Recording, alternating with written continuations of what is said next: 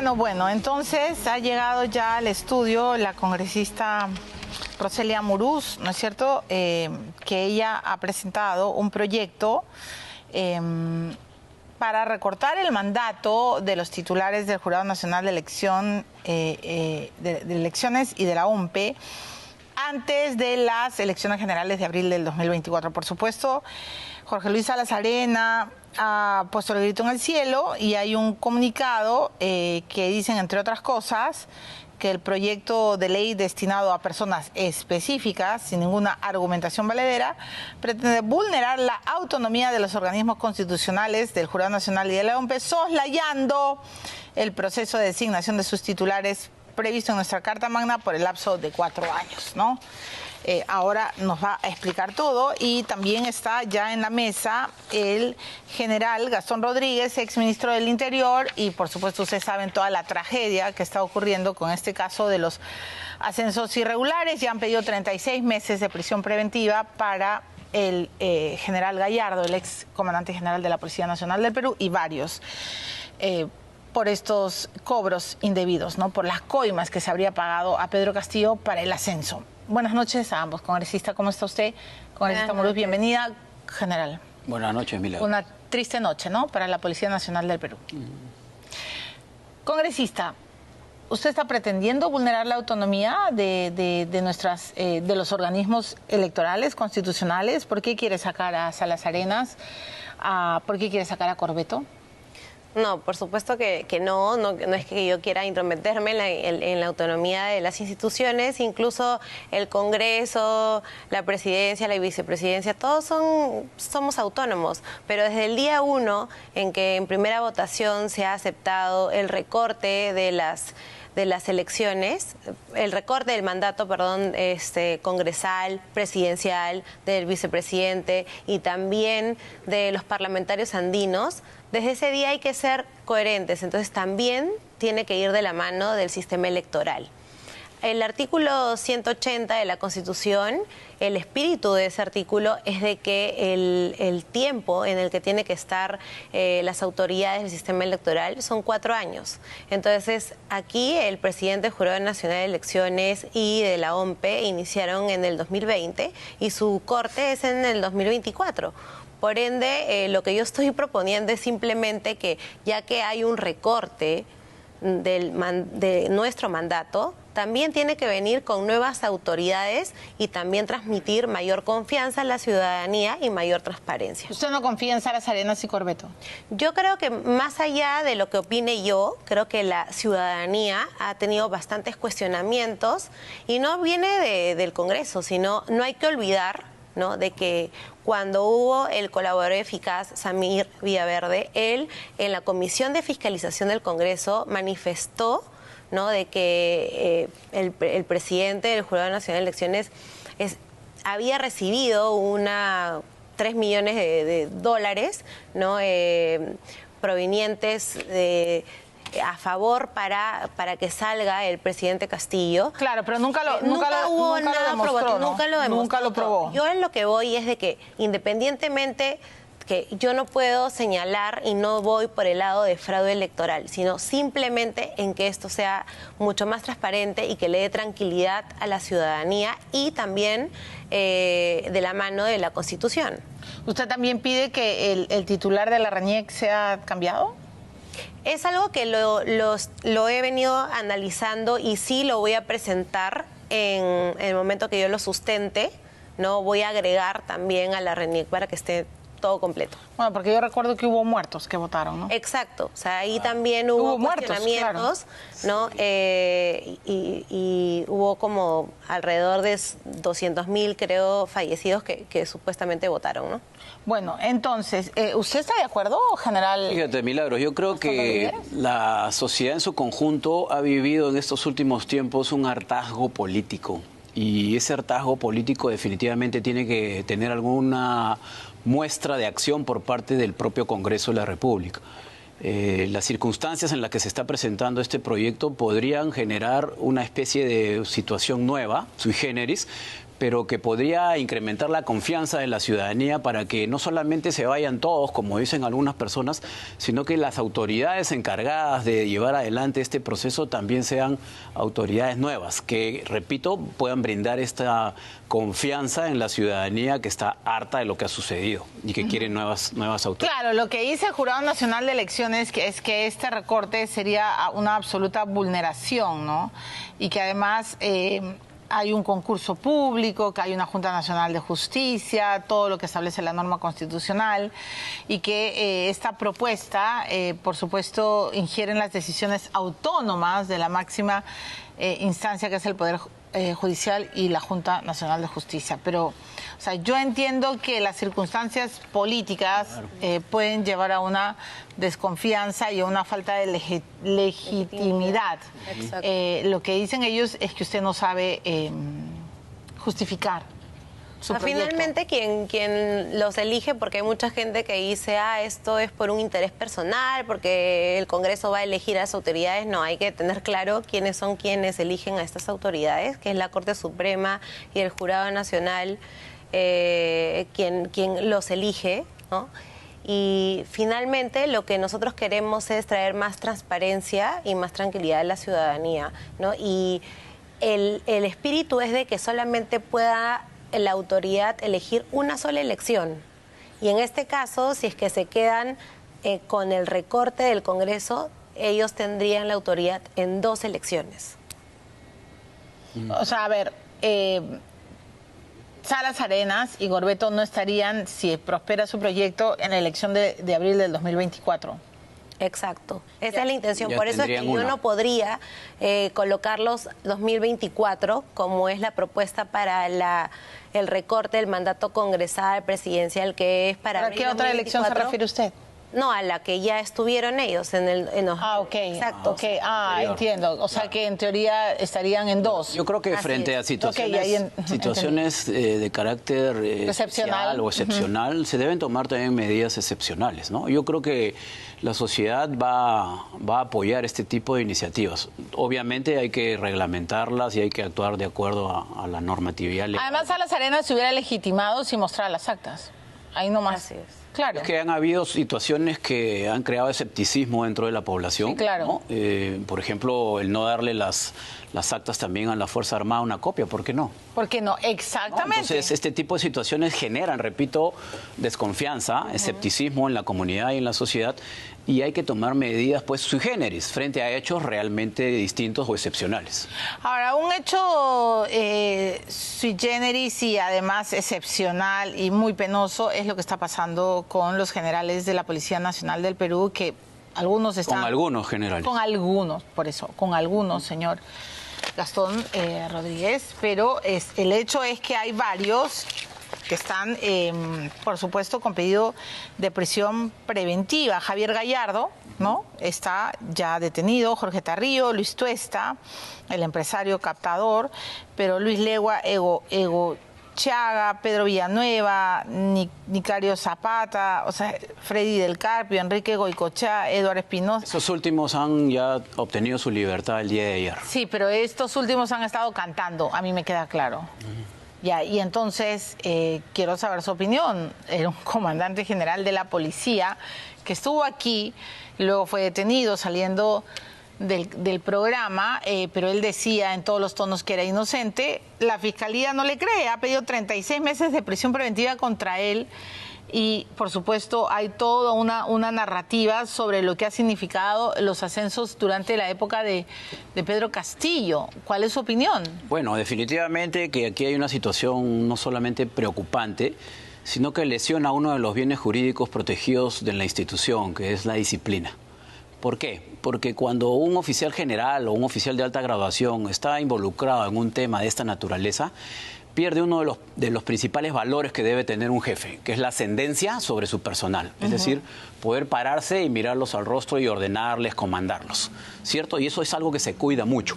Por eso decíamos que el honor siempre hay que cuidarlo, porque una vez perdido no se recupera jamás. Entonces, esta es una situación delicada. Obviamente, la Fiscalía de la Nación está desarrollando todo un proceso de investigación y habrá tenido suficientes elementos probatorios para llegar a la etapa hasta donde ha llegado. En cuanto a lo que es el manejo de un proceso de ascensos, existe el nombramiento de una junta de calificación de esos ascensos. Bueno, pero es esta junta la que acaba de mandar a Medina a su casa. No, esa es la Junta de Pases al Retiro. Es otra cosa. Ah, son dos juntas. Ok. Pues estamos hablando ahorita del tema de la Junta de Ascensos, sí. Entonces, existe toda una nomenclatura de calificación en donde se consideran una serie de ítems. Sí, y esos son el valor, el rendimiento académico, profesional. Y ahí él agregó puntos a la entrevista. Sí, pues es que hay un tema de que cuando se inicia el proceso de ascensos se establece una directiva general que está expedida a comienzos del año. Y luego se materializa una directiva específica para cada proceso. Oficiales subalternos, oficiales superiores y posteriormente oficiales generales. Cuando tú cambias las reglas de juego dentro de un proceso ya iniciado en los primeros días del año para hacerlo en la directiva específica, se presta suspicacias, obviamente. Y además, como lo dijo el general Gallardo aquí en esta mesa, dijo que los puntos no modificaban demasiado. Entonces, ¿cuál era el sentido de cambiarlo? Si el año anterior había sido 15, ¿y por qué lo pasó a 30? ¿No? Entonces, un proceso se debe llevar con absoluta transparencia. Y en ese sentido, creo que las cosas... Con absoluta... ¿cómo se cuál es la palabra? No me sale. Absolutamente transparente. No, pero uno tiene que saber lo que va a pasar si es que... predictibilidad. Esa palabra. Ok, claro. Gracias. No me venía al cerebro. Sí. Pero, uno tiene que saber si haces bien, si das un buen examen escrito, oral, si tienes un buen CV, te van a ascender. No puedes, a la mitad del partido no te pueden cambiar las reglas. Pues ahora la entrevista va a ser de 50 puntos y antes eran 10. Claro, lo que pasa es que el ascenso oficial generales, Milagros, es un ascenso por selección, diferente al de al resto de oficiales, que es por competencia, ¿cierto? Entonces, justamente por ser un proceso de selección se presta, hay veces, algunas suspicacias. Entonces, lo que se ha definido es que se establezca también esta nomenclatura académica, profesional y de rendimiento para poder asemejarla en lo más posible al proceso de ascensos de los coroneles, comandantes y mayores, pero siempre dejando un puntaje a la Junta que es en la entrevista final. Pero en este caso, el agregado fue la plata, pues.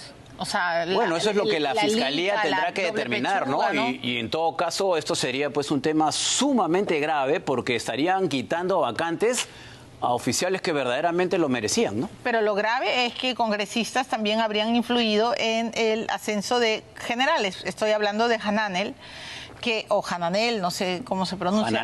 Hananel, el general al que supuestamente y según teoría... el propio Américo Gonza, el congresista, habría influido en su designación. O sea, hasta los congresistas se metieron en esto. Sí, Milagros, es una lástima realmente de que cada vez se está demostrando más, ¿no? Esta organización criminal liderada por Pedro Castillo, y más bien felicito a la fiscal de la Nación por el trabajo que está haciendo, y cada vez está cayendo más y más y más cómplices de esta organización criminal, ¿no? Tanto los ascensos, ¿no?, que estamos hablando, ascensos ilegales, como también los congresistas involucrados. Claro, la captación de congresistas. Exacto, a cambio de votos. Cada vez está sumándose. Hoy estamos hablando de 18 congresistas involucrados. Definitivamente hay que probarse. Por eso hay que hacer un llamado también a la fiscal para que de una vez inserta su denuncia constitucional en el Congreso para que ingrese a la subcomisión de acusaciones constitucionales y luego a la comisión permanente, y en el Pleno se verá quiénes están del lado de la corrupción y quiénes no. Ahora, ayer la congresista Chirinos nos terminó contando de que a ella también la invitaron a Zarratea 2 veces y las 2 veces dijo no. ¿A usted la invitaron? Jamás. Jamás. Jamás. Ok, bueno, ¿a usted lo invitaron? No, nunca. No, pues estoy preguntando y ahora voy a preguntar a todos si fueron a Zarratea o no. Porque quiero descubrir qué poderosos han ido a Zarratea. Hablando de poderosos, vamos a ver a los castillistas que siguen en las altas esferas. Dina Boluarte prometió fumigar. No lo ha hecho. Aquí está. Quiero que fumigue tu ministerio. No quiero saber nada con la corrupción. embajador en situación de retiro Manuel Rodríguez Cuadros y Harold Forsyth Mejía. Ambos cumplieron desde el punto de vista de muchos un deplorable papel de querer proteger sobre todo a su antecesor Pedro Castillo. ¿No es hora acaso, señora presidenta, que su gobierno ya los ponga a disposición, que salga la resolución diciendo que acabaron sus funciones? Estamos conversando con la canciller y como hace un momento me preguntaron sobre por qué no se detienen a esas personas identificadas en estas movilizaciones violentistas, hay un procedimiento y hay que cumplir con ello. Altos funcionarios colocados por la desastrosa gestión de Pedro Castillo se mantienen en puestos claves en ministerios donde la Fiscalía investiga la presunta organización criminal con millonarios presupuestos a su disposición. Esa es mi pregunta final. ¿Pedro Castillo la presionó, presidenta Boluarte? El presidente Pedro Castillo propuso a la viceministra para el MIDIS. En esa oportunidad, cuando valoramos su currículum vitae ante la Jefatura de Recursos Humanos, calzaba en el tiempo, calzaba en el perfil. En el caso del general José Mariscal Quirós, uno de los ascendidos por el nefasto exministro de Defensa Walter Ayala, investigado por el caso de los ascensos, señalado por recibir sobres con dinero al que él llamaba coloquialmente alitas. Al momento que Bruno, digamos, no agarre la bolsa, yo le he dicho, ya, pues déjate, ¿no? Déjame una alita, sácame mi alita. Una alita, ¿no? Si fuese ladrón hubiese robado siendo ministro de Defensa, porque yo manejaba millones y millones de soles. José Mariscal fue señalado por haber obstaculizado la detención de la cuñada Jennifer Paredes. Fue designado como jefe de la Casa Militar por Pedro Castillo y Aníbal Torres, en su calidad de jefe del gabinete ministerial, con un presupuesto anual que bordea los 2 millones de soles.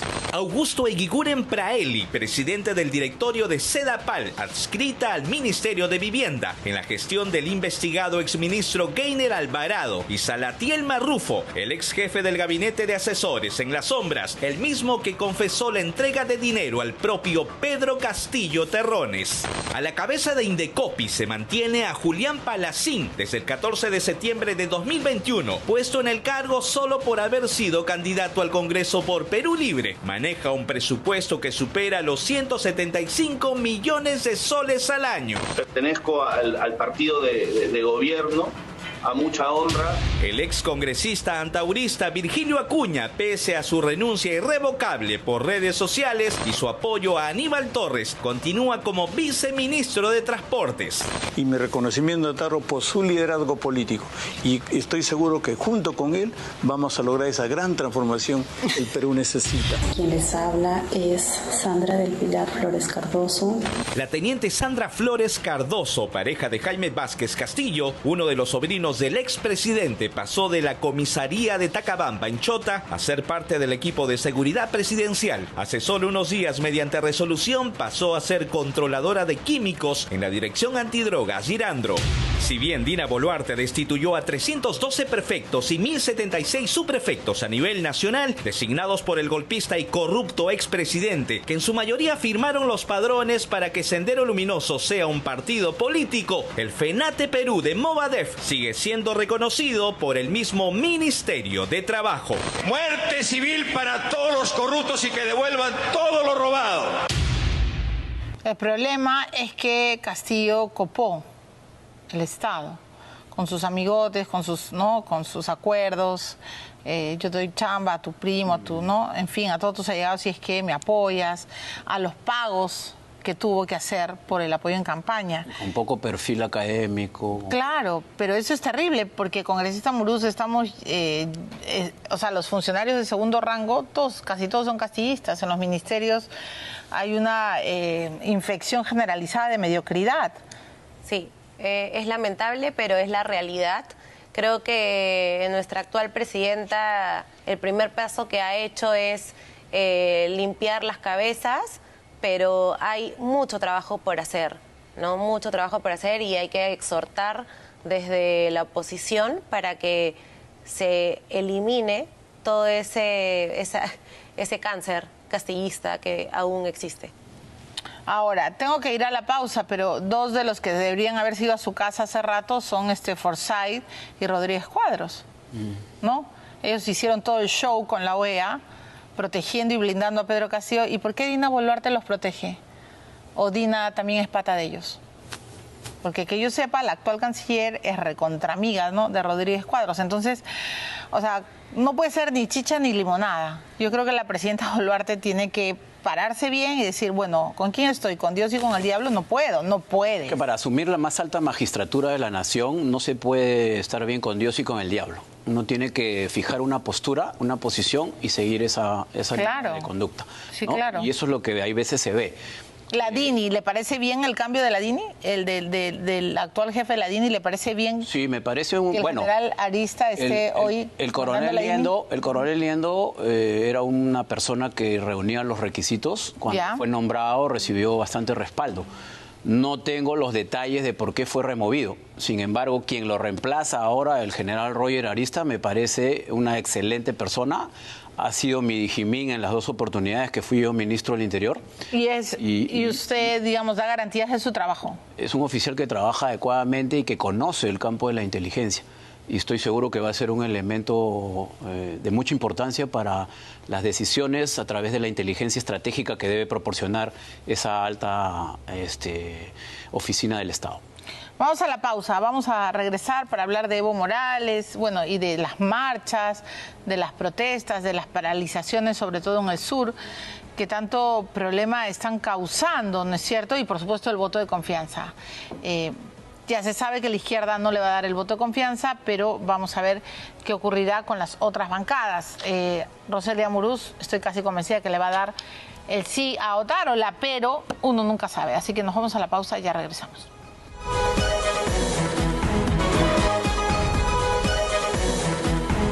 Vamos a dar resultado de lo que hoy estamos diciendo.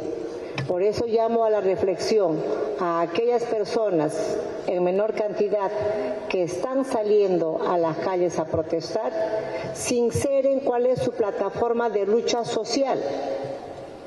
Las luchas políticas como cierre del Congreso o el tema de la Asamblea Constituyente, creo que en este gobierno de transición no es el momento para abordar esos temas políticos. No estoy negando a la población la posibilidad de que con tiempo, con calma, pero en un diálogo abierto y sincero, puedan ver el tema de la Asamblea Constituyente correcto, y el camino es por el Congreso, no por el Ejecutivo. El Ejecutivo está, su mismo nombre lo dice, para ejecutar.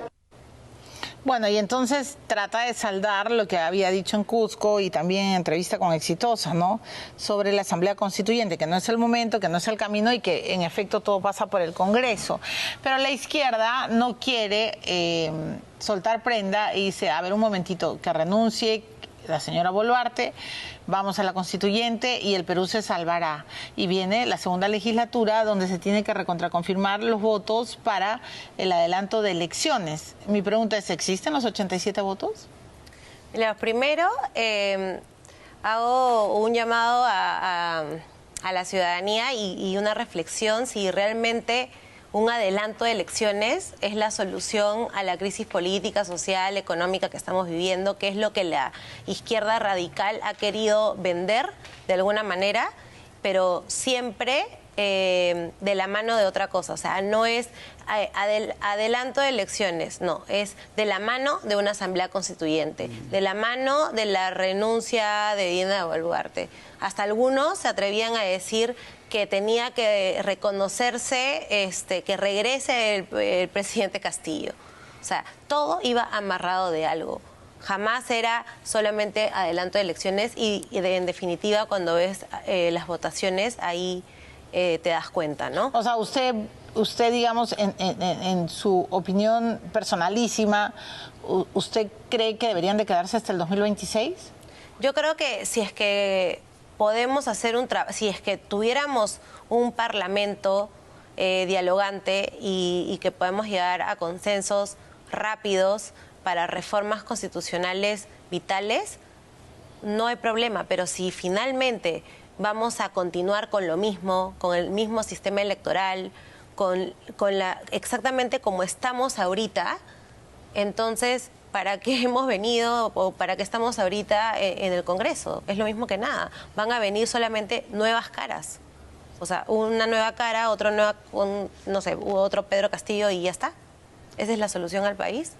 Yo no lo creo. Ahora, ¿cuál es la solución? Porque general Gastón Rodríguez en el sur, y los gritos son fuertes, no van a parar hasta que Boluarte renuncie, eso es lo que aseguran. Por supuesto, las protestas, las marchas no tienen la contundencia de las que ocurrieron en diciembre, ¿no? Cuando Pedro Castillo dio el golpe de Estado. Pero evidentemente le quieren jalar la alfombra a Dina Boluarte. Y la izquierda no creo que se la vaya a hacer fácil en esta segunda legislatura. A mí me queda claro que no hay los 87 votos y que van a decir, ya ven, Dina y la derecha y el centro se quieren quedar. Bueno, ¿no? Es que eso es lo que va a suceder, ¿no? Coincido con la congresista Muruzo en el sentido de que las izquierdas radicales siempre mueven y agitan el país para conseguir sus objetivos. Lo hicieron ya desde el 14 de noviembre del año 2020, consiguiendo su objetivo, ¿no? Y sacando a Merino. Ahora, así es, ahora que suceden estas cosas, mucha gente se sorprende de ver ese grado de violencia y de cómo utilizaban las armas hechizas y todas estas cosas. Sí, claro, ¿no? pero bueno, fue todo calculado. Así es, pero qué bueno que ahora la población se pueda dar cuenta de eso. Sin embargo, esta situación nos tiene que sorprender a todos concatenadamente, nos tiene que sorprender unidos para poder enfrentar y salvaguardar nuestra democracia. Es cierto que cuando no se alcancen los 87 votos, la izquierda radical va a decir, ahí está el meollo del asunto, pues ellos se querían quedar y nos quitaron el gobierno.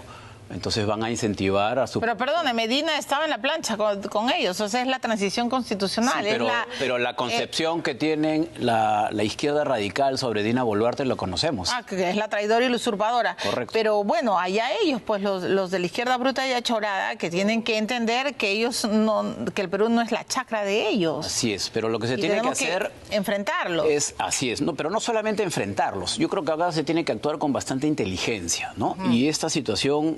supone un acercamiento con las dirigencias, porque acuérdate que hay algo importante en las masas. Cuando uno actúa en grupo, la psicología de masas varía.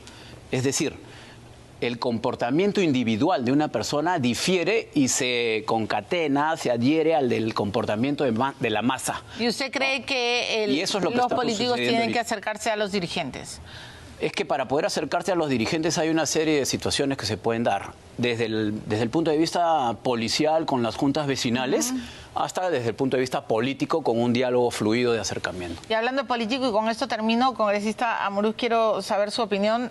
Evo ha tuiteado. Evo no está preocupado por lo que pasa en Santa Cruz con el gobernador de esta región que está injustamente encarcelado. Damos la otra mejilla. Ay, no, ¿sabes qué? Qué aburrido que eres, Evo. Damos la otra mejilla ante los ataques políticos de la derecha peruana. Pero por favor, paren las masacres, detenciones ilegales, persecución y terruqueo contra nuestros hermanos indígenas. Anda, mentira a tu casa, por Dios. No habrá paz sin justicia social. El Perú profundo demanda una transformación de fondo. Sí, claro, demanda una transformación corrupta como la que has hecho en Bolivia, ¿no? Eso te faltó agregar. Demanda un corredor abierto para los narcos, ¿no, Evo? Ay, ¿sabes qué? Cállate la boca. Claro, de verdad, aburres. Hay que estar atentos acá. No, claro, más bien que no entre al Perú. Bueno, hay un decreto legislativo 1350 de migraciones que se tiene que aplicarse. Taxativamente lo dice. El Congreso ya se pronunció hace un tiempo no grata. como persona no grata, pero en la Comisión de Relaciones Exteriores, y creo que el Pleno tiene que reiterarlo, y también, ¿no?, la Cancillería tiene que pronunciarse. Sí, ahí pues. Dina Boluarte ha dejado a medias tintas que lo esté evaluando. Pero no puede ser tibia con Evo. Contundencia y perseverancia en defensa de la democracia y de nuestro país. Correcto. Y que Evo se vaya a su casa. Que no ingrese acá al Perú, simplemente.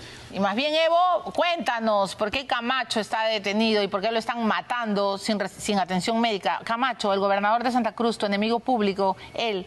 Más bien, cuéntanos todas las violaciones a los derechos humanos que hay en tu país. Cállate la boca, de verdad, aburres. Bueno, entonces tengo que terminar el programa.